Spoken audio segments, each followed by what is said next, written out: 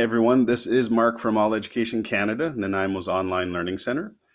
This is a tutorial for Chromebook users on how to install Zoom into your Chromebook. Zoom is our video conferencing app that we use to teach our online classes, and it will run better if you actually have this installed beforehand. So what I would like you to do, and I'm just going to draw up here, is you're going to go down to your web store. Open that up. In your search bar up here, you're going to just type in Zoom. Click Enter. You're going to get a lot of Zoom options, and you don't really need all of these. What you really want to look for is Zoom by Zoom US, not the Zoom scheduler. That's the right company. So keep going to the apps, and there we go.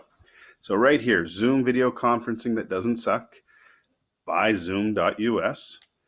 This is our meeting for our forum, and this is what you need to add. So you're just going to click the Add to Chrome, Add App, and that's it. So it's installed. You're ready to join our classes. So we'll see you soon at All Education Canada. Have a great day.